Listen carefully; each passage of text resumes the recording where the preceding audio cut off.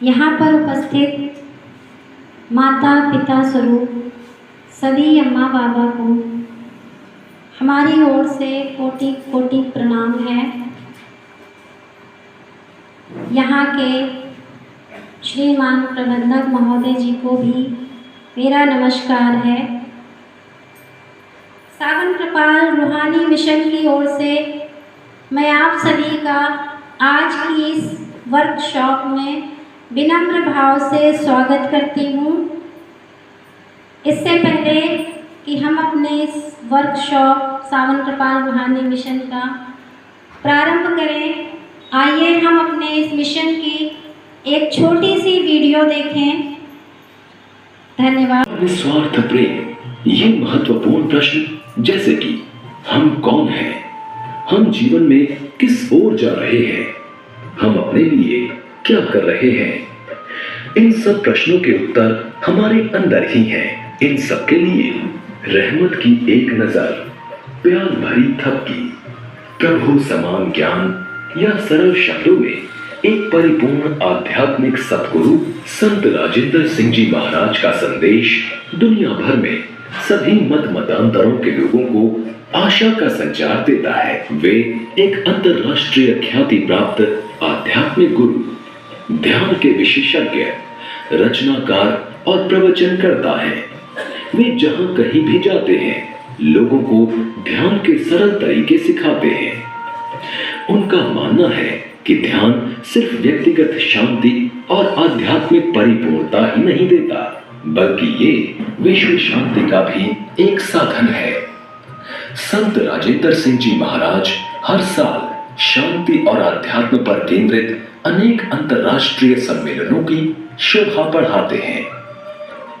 इनमें भाग लेने वाले सभी धर्मों के अनुयायी होते हैं।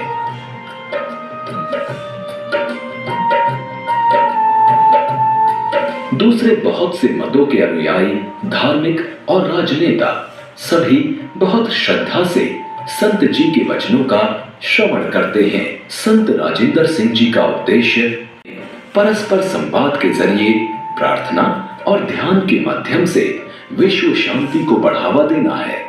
दुनिया भर के धार्मिक और जन नेताओं ने संत जी की देशना को सराहा और स्वीकार किया है। संत राजेंद्र सिंह जी महाराज के अनुसार आध्यात्म के रास्ते की दो बातें प्रमुख हैं। पहली, ध्यान के जरिए ईश्वर से एकात्म होना और दूसरी, आंतरिक सामंजस्य। In our organization and Sciences for Charity, Savan Kripal Mission is the youth wing, is the one which collected a lot of funds for the relief in America. And it was their efforts, Savan Kripal Mission put up these buildings and these three schools.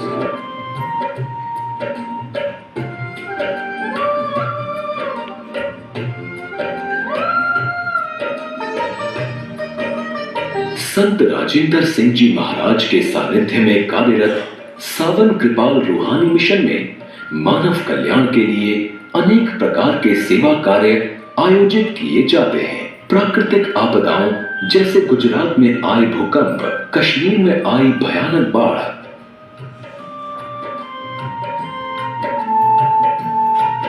और नेपाल में आए जबरदस्त भूकंप से पीड़ित व प्रभावित हजारों लोगों को राहत सामग्री का वितरण किया गया। इसके साथ साथ शारीरिक रूप से विकलांग भाई बहनों को भी सहायतार्थ उपकरण, जिसके माध्यम से ही हम सब यहाँ पर आ पाए हैं। थोड़ा सा बताना चाहूँगी कि सावन कृपाल रूहानी मिशन है क्या। सावन कृपाल ये उन महापुरुषों के नाम हैं जो इस आध्यात्मिक मिशन की नींव रखी, जहाँ से इस मिशन की शुरुआत हुई है।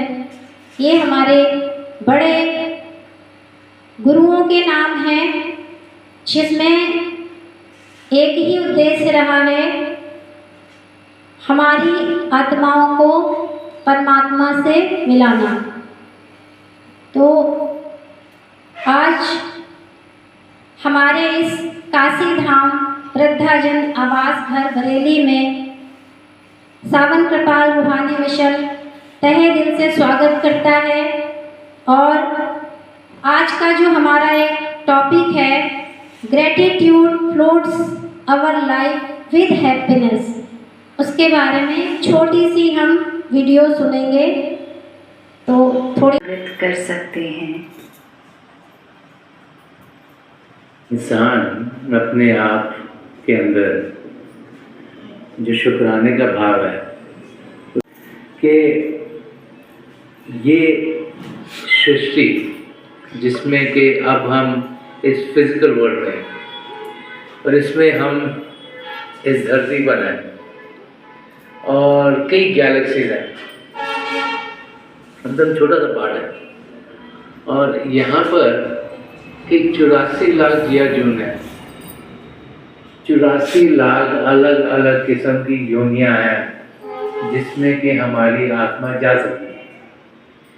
जब इंसान को सही मायने से वो रियलाइज हो जाता है तो फिर उसको ये तो समझ में आती है कि कितनी खुशकिस्मती है हमें ये मानव चोला मिला है।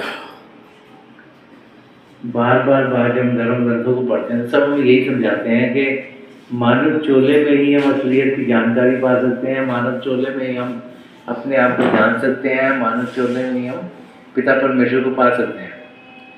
तो जब 84 लाख जिया जून में से ये सबसे उत्तम एग्जिस्टेंस हमको मिली है, जब ये इंसान सही मायने में रियलाइज करता है शरीर नहीं मैं आत्मा हूँ, वो जनरली तब रियलाइज करता है जब किसी पूर्ण महापुरुष की उस पर नजर करम होती है, उसे नाम की देन मिलती है और शरीर से ऊपर अंदर की दुनिया में प्रवास करने शुरू करता है, उड़ान करने शुरू कर देता है। तो जब वो एक्सपीरियंस होता है तब अंदर से हमें यकीन हो जाता है कि हम एक रूह है, एक आत्मा है। और जब वो अनुभव होता है तब इंसान के अंदर शुक्राने के सिवाय और कुछ निकलता नहीं, क्योंकि तब हम रियलाइज करते हैं कि अगर हम एक पेड़ के अंदर अगर होते तो पता है 500 साल पेड़ जीता है। कई जानवर हैं जिनकी उम्र बड़ी लंबी है, जैसे बड़े बड़े टॉर्टोइस हैं, उनकी 200-200 साल की उम्र है।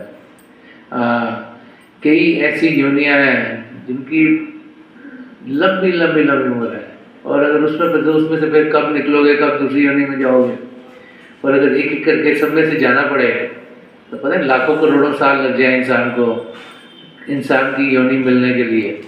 तो जब ये रियली में इंसान जज करता है, उसको समझ में आती है, तब उसके अंदर से शुक्राने के भाव समझ सही होगी तभी सोच सही होंगे, जब सोच सही होंगे तो बोल सही होंगे, जब बोल सही होंगे तो कार्य सही होंगे। तो सही समझ होना बहुत ज़रूरी है, तभी शुक्राने के भाव हमारे अंदर बढ़ते चले जाएंगे। हमारे आध्यात्मिक गुरु संत राजेंद्र सिंह जी महाराज जी की वाणी है जो हमने अभी सुनी है। संत राजेंद्र सिंह जी महाराज जी ने फरमाया है कि ये जानना कि प्रभु हमारे साथ हैं, ये जानना कि प्रभु हमारे साथ हैं हमें जीवन की परेशानियों का सामना करने के लिए हिम्मत व धैर्य प्रदान करते हैं। तो डियर ऑल, हमारे अम्मा बाबा, हम साइंस ऑफ स्पिरिचुअलिटी को रिप्रेजेंट कर रहे हैं, जिसे भारत में सावन कृपाल रूहानी मिशन के नाम से जाना जाता है। यह एक नॉन प्रॉफिट आध्यात्मिक ऑर्गेनाइजेशन है जो प्रेम, शांति और मानव सेवा को समर्पित है। सावन कृपाल रूहानी मिशन के दुनिया भर में 3500 से भी अधिक सेंटर्स हैं। यहाँ लोग ध्यान सीखते हैं, जीवन का उद्देश्य निश्चित कर सकते हैं और आंतरिक खजानों का अनुभव कर सकते हैं। साइंस ऑफ स्पिरिचुअलिटी संत राजेंद्र सिंह जी महाराज जी के आध्यात्मिक निरीक्षण में कार्य कर रहा है। संत राजेंद्र सिंह जी महाराज अध्यात्म और ध्यान के माध्यम से आंतरिक और बाहरी शांति को बढ़ावा देने की दिशा में अपने कार्य के लिए पहचाने जाते हैं। संत राजेंद्र सिंह जी महाराज जी ने IIT मद्रास से BTech और Indian institute of technology Chicago से MS डिग्री प्राप्त की है।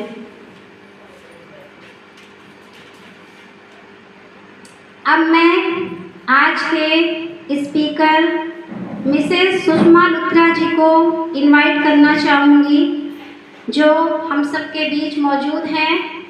थोड़ा सा मैं आपको आपके बारे में परिचय देना चाहूँगी। सुषमा लुथरा जी ने हिंदी विषय में डिग्री हासिल की है। आप एक आध्यात्मिक खोजी हैं और संत राजेंद्र सिंह जी महाराज जी के मार्गदर्शन में एक समर्पित स्वयंसेवी हैं। आपने SOS ध्यान के विषय में बातचीत, कक्षाएं और कार्यशालाएं आयोजित की हैं, जहां आपने ध्यान को अपनी दैनिक दिनचर्या में शामिल करने के बारे में चर्चा की है और ये कैसे जीवन में बदलाव ला सकता है, विस्तार से विवरण किया है। तो आइए, आज का हमारा जो अभी विषय है, gratitude floods our life through happiness, के बारे में हम अपनी सुषमा आंटी जी से सुनेंगे। Welcome Sushma Luthra ji, please come. Thank you. आप सभी को दोनों हाथ जोड़कर मेरा प्यार भरा नमस्कार। आज यहाँ काशी विश्व धाम में आश्रम पे आकर बहुत ही अच्छा लग रहा है। आज प्रभु की कृपा से आप सब लोगों से मिलने का, आपके दर्शन करने का सौभाग्य प्राप्त हुआ है। तो जैसा कि अभी बता रहे थे कि आज का जो हमारा टॉपिक है वो है कि शुक्राने के जरिए हम कैसे खुशी पा सकते हैं। हम सब खुश रहना चाहते हैं कि नहीं? चाहते हैं ना। परंतु हम देखते हैं कि अगर मेरे मन के मुताबिक हो गया, जैसा मैं चाहती हूँ वैसा हो गया तो मैं खुश, और अगर वैसा नहीं हुआ तो दुखी। यही होता है ना हमारी ज़िंदगी में। हम जो चाहते हैं वो हमें मिल जाए तो हम बड़े खुश होते हैं। अब देखिए, एक बच्चा है, वो जिद कर रहा है कि उसको नया मोबाइल लेना है। वो काफ़ी टाइम से माँ बाप को कह रहा है, और जब उसको मोबाइल ले देते हैं तो उसकी खुशी का ठिकाना नहीं है। बड़ा खुश, उछल कूद कि आज मुझे मेरी मनपसंद चीज़ मिली। अब 2-4 दिन में उस चाव में, उत्साह में ही वो मोबाइल हाथ से गिर के नीचे गिर गया और उस पर स्क्रैच आ गया या वो टूट गया। तो वो बच्चा खुश रहेगा? नहीं। हमारा मन कर रहा है कुछ स्पेशल चीज़ खाने का, हमें वो चीज़ मिल जाए तो हम बहुत खुश, और अगर जो हम चाहते हैं वो ना मिले तो हम उदास हो जाते हैं। ऐसा ही जिंदगी का असूल है। तो अब हम देखेंगे ये कि खुशी है क्या, और उसको हम कैसे, खुशी को कहाँ पा सकते हैं और हम कहाँ ढूंढ रहे हैं। आप में से कोई बताएगा कि खुशी किस चीज़ में है? आपको माता जी क्या लगता है कि क्या होगा तो आप बहुत खुश होती हैं? क्या मिल जाए तो? सबकी अपनी अपनी नेचर है ना। मन की शांति में। बहुत अच्छा, एक बार ताली बजाएंगे हम सब माता जी के लिए।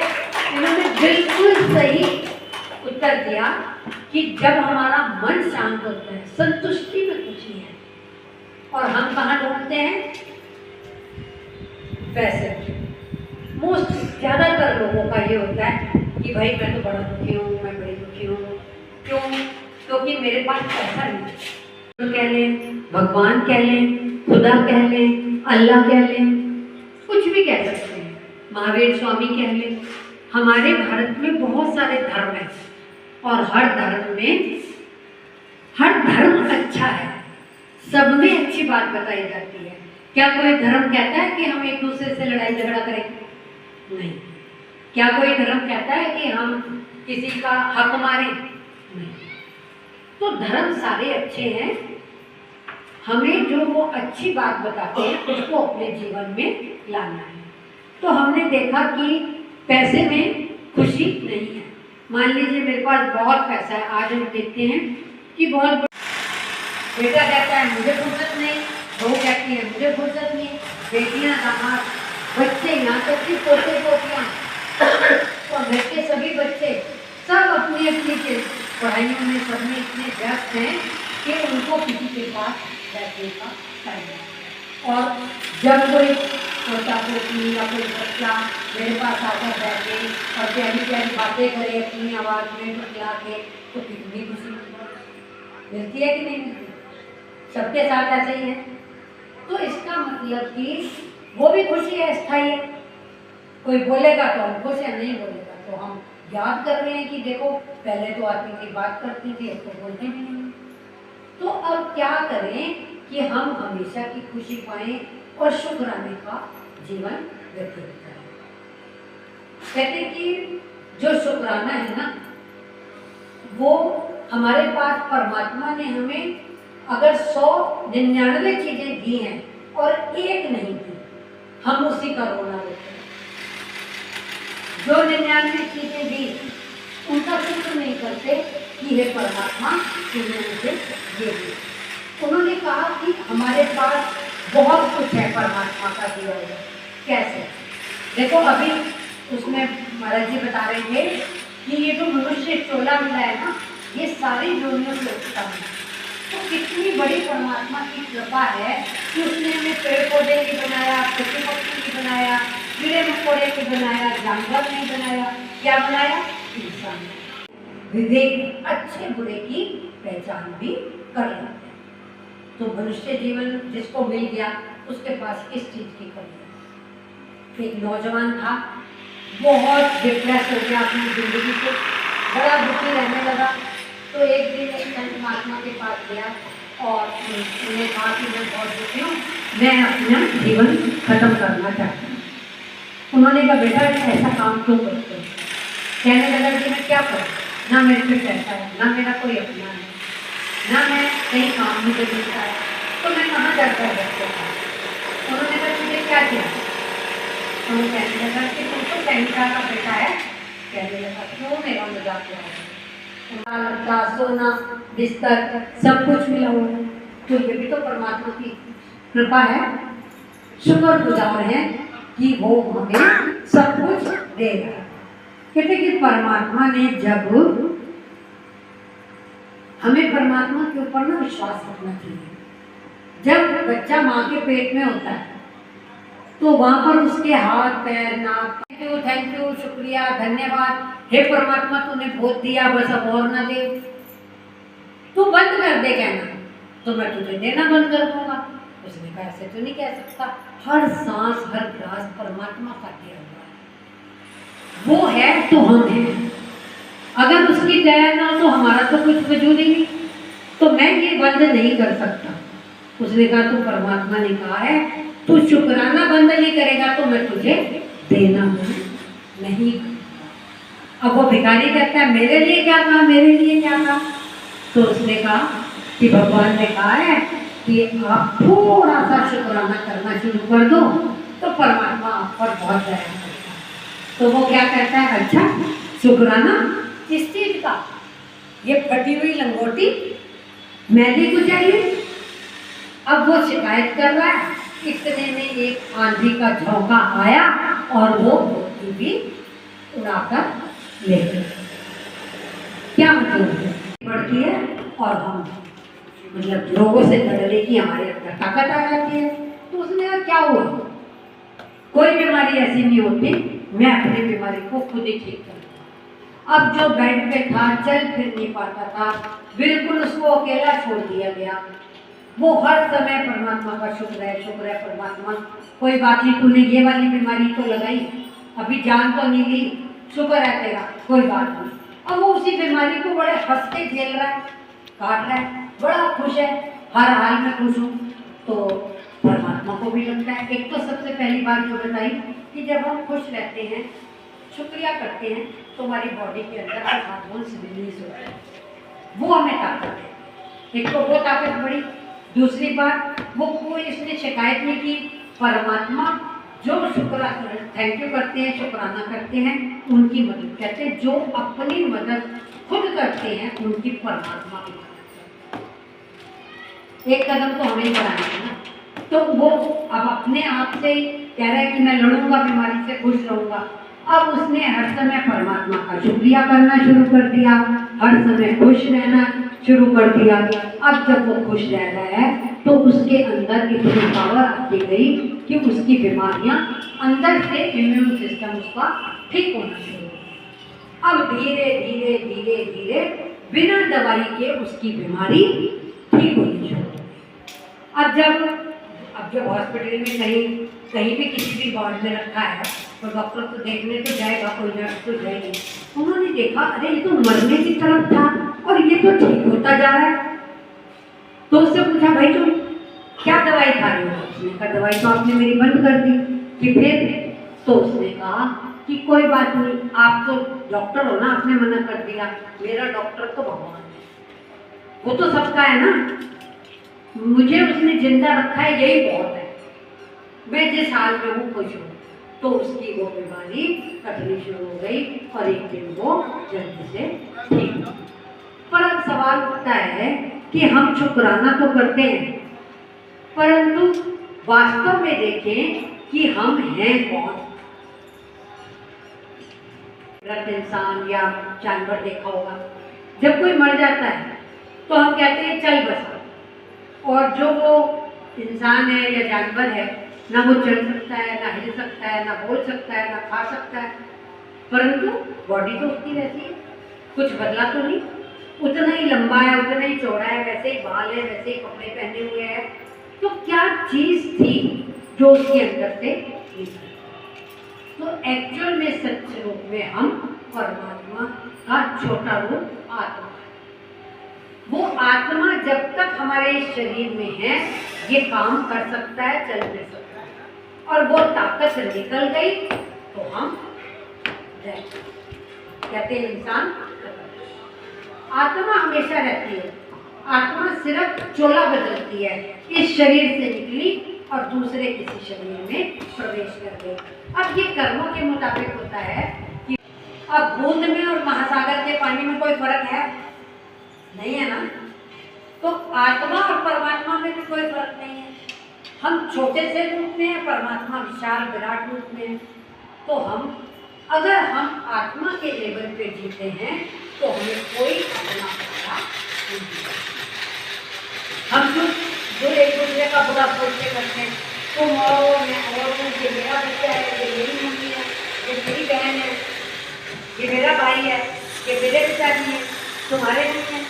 नहीं, हम सब एक हैं। चाहे जानवरों से पशु पक्षी हैं, सबके अंदर वो जो आत्मा है वो एक ही है। आपकी आत्मा अलग नहीं है, मेरी आत्मा अलग है।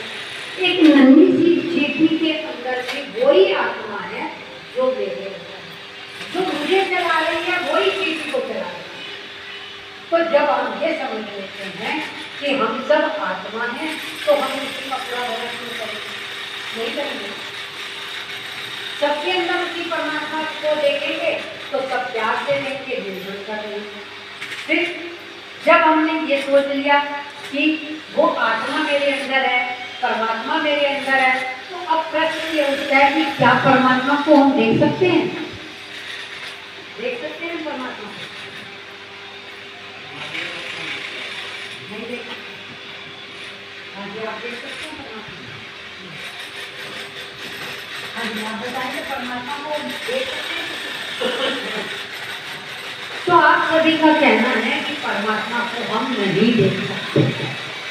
और आप सबने भगवान शिव की फोटो देखी है? उनकी तीसरी आंख होती है ना? वो तीसरी आंख किसका चिन्ह है?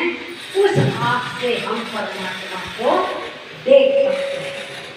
ये आंखें चमड़े की आंखें हैं, ये आंखें नाशवान हैं, एक दिन हम मर जाएंगे, आंखें खत्म। और परमात्मा सदा सदा का रहने वाला है, वो अविनाशी है। तो उसको कैसे देख सकते हैं? ये आंखें बाहर की आंखें दुनिया देख लेती हैं, ये आंखें परमात्मा को नहीं देख सकती। तो जो तीसरी आंख है वो हम उस आँख से परमात्मा को देख सकते हैं। अब अगर देख सकते हैं तो कैसे देखें उस आँख से? आँख तो भगवान ने सबको दी है, तो क्या हम देख सकते हैं? नहीं। तो कहते हैं कि अब क्या करना होगा हमें? अगर उस परमात्मा से मिलना चाहते हैं तो उसके लिए हमें मेडिटेशन करना पड़ेगा, ध्यान लगाना पड़ेगा यहाँ पर। अब कोई भी चीज़ हमें सीखनी होती है तो किसकी जरूरत होती है? टीचर। मुझे सिलाई सीखनी है तो मैं सिलाई टीचर के पास जाऊंगी, मुझे साइंस पढ़नी है तो मैं साइंस टीचर के पास, और अगर मुझे व्यायाम करना सीखना है तो मैं व्यायाम करने वाले टीचर के पास जाऊँगा। तो अब हमें क्या से मिलना है, उसको देखना है, तो हम किसी ऐसे टीचर के पास जाएंगे जिसने परमात्मा को देखा हो और जो उससे मिलता है, तो उसको कहते हैं गुरु। गुरु कौन होते हैं? हम सबके पिता परमात्मा हैं। एक हमारे माता पिता हैं जिन्होंने हमें इस दुनिया में जन्म दिया, एक हम सबके माता पिता हैं। हम कहते हैं ना तुम्हें जो माता का पिता तुम्हें कहते हैं ना, कौन? वो परमात्मा, वो सबका पिता, सबकी माँ, सबका भाई बहन, सबका रक्षक। तो कहते हैं कि अब उस परमात्मा को अगर हम मानना चाहते हैं, जब परमात्मा देखता है जहाँ चाहा तहाँ रहा, जहाँ तड़प होती है ना वहाँ पर वो खुद साधन करता है। तो परमात्मा को दुख लगता है कि दुनिया में लोग दुखी हैं, तो वो अपने पुत्र को गुरु रूप में एक यहाँ पर धरती पर भेजता है कि जाओ तुम इन सबको सही रास्ता बताओ और इन सबको दुखों से मुक्ति दो। तो हमें चाहिए कोई गुरु।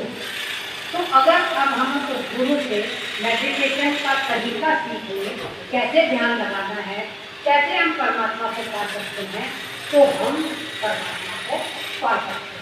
और जो बात अभी मैंने पहले की थी कि माँ के पेट में 9 महीने क्या हम बच्चे को बना सकते हैं? नहीं, भगवान बना सकता है। तो क्या वो अब हमारी मदद नहीं कर सकता? कर रहा है, हमेशा करेगा। तो उसके ऊपर भरोसा होना चाहिए, विश्वास होना चाहिए कि पर भरोसा कैसे हो?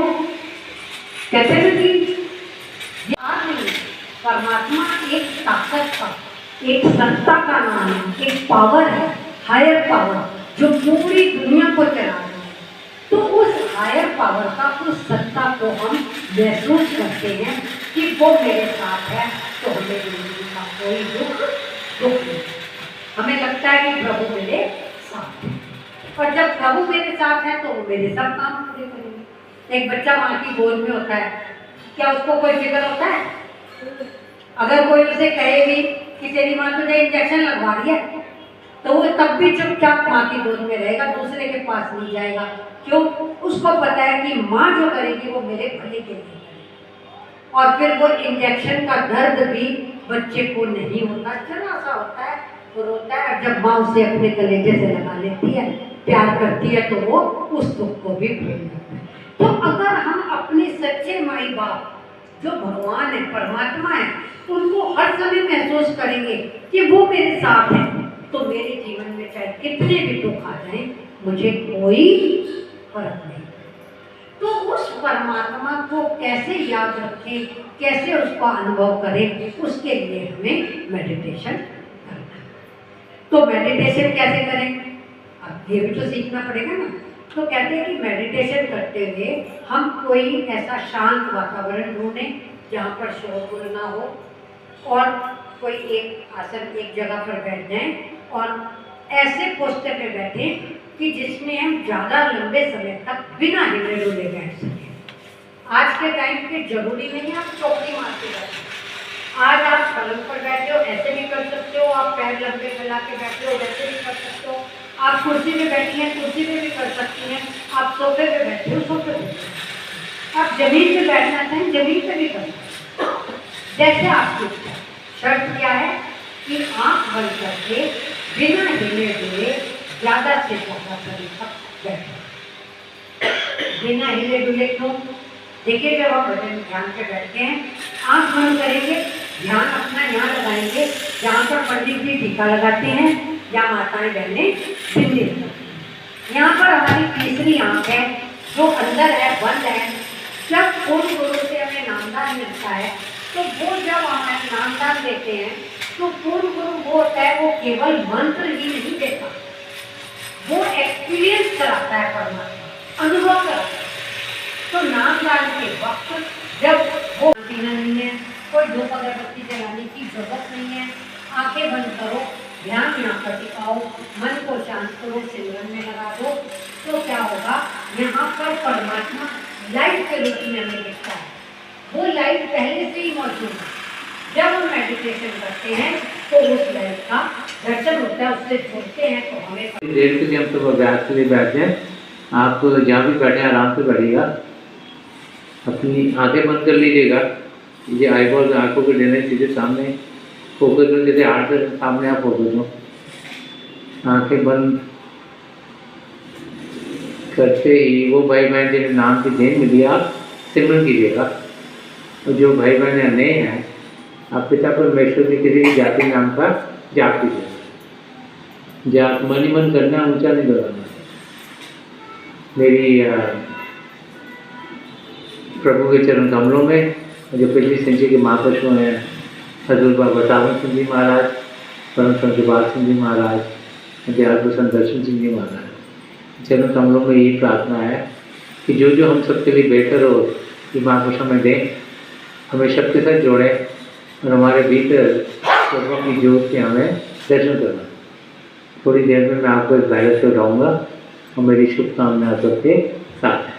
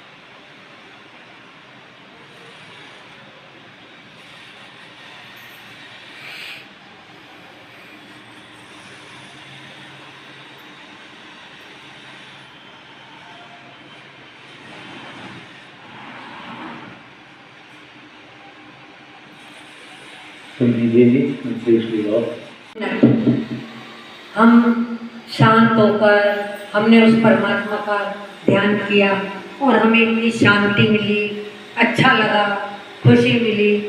तो अगर हम इसको थोड़ा थोड़ा रोज की ज़िंदगी में बढ़ा दें, 5 मिनट से 7 मिनट, 10 मिनट, 15 मिनट, आधा घंटा, तो हम सोच भी नहीं सकते कि हमारी लाइफ में कितना बदलाव है। परमात्मा की दया तो हम पे पहले ही है, पर वो और कितनी दया बरसाएंगे जैसे जैसे हम उस परमात्मा की लाइट के साथ जुड़ते हैं वैसे वैसे उसको अपना महसूस करते हैं। हमें ऐसे लगना शुरू हो जाता है कि मैं दुनिया में अकेला नहीं हूँ, मेरे साथ मेरे माई बाप हैं। कौन है? परमात्मा है, सबके साथ है, हम सबके अंदर है, क्योंकि उसका अंश आत्मा हमारे अंदर है। उस आत्मा को हम महसूस करते हैं। जब ध्यान में लाइट के रूप में उससे जुड़ते हैं तो हमें लगता है कि हर वक्त परमात्मा मेरे साथ है। तो क्या होता है? हमारा डर खत्म हो जाता है, हमारी चिंता खत्म हो जाती है। जब मुझे ये पता हो कि मुझे जो चीज़ जरूरत होगी वो मेरा परमात्मा मुझे देगा, तो फिर चिंता किस बात की? तो मैं खुश रहूँगी कि नहीं रहूँगी? तो कहते हैं कि हर हाल में हम जितना ज़्यादा समय मिले, जितना ज़्यादा मेडिटेशन कर सकें, ध्यान पे बैठ सकें, उतना ही ज़्यादा हमें बेनिफिशियल होता है, लाभकारी होता है। तो इसके लिए कुछ हेल्पिंग फैक्टर्स हैं, जैसे कि हम सब जब भी ध्यान पर बैठें, एक तो जहाँ पर शोरगुल ना हो तब बैठें। दूसरी बात, एक ही जगह पर बैठें। मान लीजिए कि एक ही टाइम पर बैठें। मान लीजिए आप सबकी यहाँ पर जो दिनचर्या है मैं नहीं जानती, आप लोगों की शारीरिक नहाना धोना ब्रश सब कुछ करके खा पी कर जब आप फ्री हो तब आप सब लोग ध्यान पे बैठिए। मिलकर बैठें तो बहुत अच्छा है। कहते हैं ना, सामूहिक प्रार्थना में असर होता है। जब सब मिलकर प्रभु को याद करते हैं तो प्रभु वो काम जरूर पूरा करता है। तो आप एक ही जगह पर बैठें, एक ही टाइम पर बैठें तो आपको ज़्यादा आसानी है। क्यों? उसका रीज़न ये है कि जिस तरह से अगर कोई सुबह 8 बजे नाश्ता करता है, दोपहर को 2 बजे रोटी खाता है, रात को 8 बजे खाता है, तो उसको उसी समय भूख लगती है। क्या आपके साथ ऐसा होता है?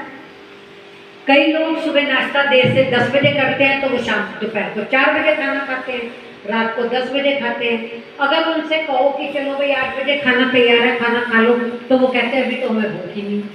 क्यों नहीं है? क्योंकि उनकी आदत उसी समय की है। तो जब हम रोज एक ही वक्त पर एक ही जगह पर मेडिटेशन के लिए ध्यान के लिए बैठेंगे, ध्यान करेंगे, तो हमारे मन को भी उसकी आदत पड़ जाएगी। जैसे कि हमारी चाय का टाइम होता है तो घंटी बजे या ना बजे हमारा शरीर बता देता है कि 4 बजने वाले हैं, अब चाय का टाइम हो गया। तो इसी तरह जब हम रोज प्रभु को याद करेंगे, उससे जुड़ने का प्रयास करेंगे, तो हमें एक तड़प सी हो जाएगी उस समय पर कि हमें ध्यान लगा। तो हम बड़े प्यार से उस परमात्मा की याद में रह सकते हैं, और परमात्मा की याद में रहकर तो सुख ही सुख है, और हमें हमेशा हमेशा की रहने वाली सुख शांति मिलेगी।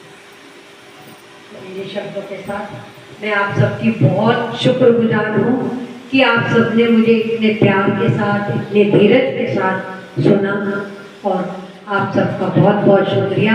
और उस परमपिता परमात्मा का भी शुक्रिया। नहीं, ताली नहीं, ताली उस परमात्मा के लिए, उस परमात्मा ने जिसने हमें ये मौका दिया अपने साथ जुड़ने का और इस प्यार के 2 लम्हों का साथ रहने का अवसर दिया। उनका बहुत बहुत शुक्रिया है। और आप सभी का, और यहाँ की जो मैनेजिंग कमेटी है जिन्होंने ये व्यवस्था कराई, और सावन कृपाल रूहानी मिशन की भी जो ये व्यवस्थापक लोग हैं, इन्होंने आकर बातचीत की, व्यवस्था की, आप सबकी मैं बहुत शुक्रगुजार हूँ। शुक्रिया। बहुत शुक्रिया हमारी प्यारे सुषमा आंटी जी का। आज हम सब ने आपको सुना। आप भी एक अध्यात्म के रास्ते पे इसीलिए चल पा रही हैं क्योंकि एक आध्यात्मिक गुरु से जुड़ी हुई हैं, जिनकी शिक्षाओं को अपने जीवन में धारण करके अपने आप को उस सच्चाई के साथ जोड़ पा रही हैं, और अपने जीवन के उद्देश्य को समझ के इसी प्रयास में है कि हमें अपने को अपने उस परम पिता से मिलाना है जिस घर से हम बिछड़े हुए हैं। हमारी आत्माएं अपने पिता से बिछड़ी हुई हैं जन्मों जन्मों से, उन्हीं से हमें फिर से मिलना है, उसी घर जाना है। और आपको बताना चाहेंगे हमारी सुषमा आंटी जी सहारनपुर से आई हुई हैं, जो अपनी गुरु की सेवा में लगी हुई हैं। गुरु की सेवा हेतु ही बरेली में हम सबके बीच आई हैं। हम सबको, चूँकि अभी आंटी जी ने बताया, हम सब एक हैं, एक ही पिता के हम बच्चे हैं, हम में से कोई पराया नहीं है। तो प्रयास यह है कि जो प्रेम, जो अनुभव पिता का हम कर पा रहे हैं, वही अनुभव, वही प्रेम हम सबको मिले। तो अपने भाई बहनों को मिल करके, हाथ बढ़ा करके उसी रास्ते पे ले जाने के प्रयास में आप सहारनपुर से अपने गुरु की सेवा में बरेली में आई हैं। तो बहुत बहुत शुक्रिया हमारी सुषमा आंटी जी का। और जैसा कि हम जानते हैं, हमारे प्रेजेंट के आध्यात्मिक गुरु संत राजेंद्र सिंह जी महाराज जी अपने अध्यात्म का प्रचार प्रसार हर जगह हर तरह से कर रहे हैं। हमारे संत राजेंद्र सिंह जी महाराज जी का शनिवार और संडे शाम 8:30 बजे YouTube प्रीमियर के माध्यम से हजारों लोगों तक पहुंचते हैं, साथ ही मेडिटेशन पर भी बिठाते हैं। मैं आप सबको आमंत्रित करना चाहूँगी हमारे live events journey to inner space, जो हर शनिवार को, और ग्लोबल मेडिटेशन इन प्लेस, जो हर रविवार को हमारे YouTube चैनल संत राजेंद्र सिंह जी महाराज पर शाम 8:30 बजे आयोजित किए जाते हैं। हम सब ईश्वर के एक परिवार के रूप में बैठें, ध्यान दें और इस अवसर का अधिक से अधिक लाभ उठाएं। आप हमारे साथ फेसबुक, इंस्टाग्राम, ट्विटर और स्पीकिंग ट्री पर भी कनेक्ट कर सकते हैं। मैं आप सभी का धन्यवाद करना चाहूँगी कि आज आप सब इस वर्कशॉप का हिस्सा बने, और बहुत बहुत आपका धन्यवाद है कि इस परिस्थिति में, जो कि ओल्ड एज में होते हुए थोड़ी बहुत प्रबंधक महोदय श्रीमान गोपाल अग्रवाल जी को जाता है, जिन्होंने इस महत्वपूर्ण वर्कशॉप को ऑर्गेनाइज कराने में बहुत मदद की। हम आपको बुलाना चाहेंगे श्रीमान गोपाल अग्रवाल जी। यहाँ सब चाहें तो हर रोज आपको सुन सकते हैं, सत्संग का लाभ उठा सकते हैं। परमात्मा से जोड़े रखने के लिए हमें हर प्रयास तो करने होंगे, नहीं तो हम तो दुनिया की चीज़ों में ही फंसे हुए हैं। बहुत पसंद आया। मैं तो बाहर बैठा हुआ था, लेकिन सुन सब गया था, देख कहीं और गया था। आपको बहुत बहुत धन्यवाद।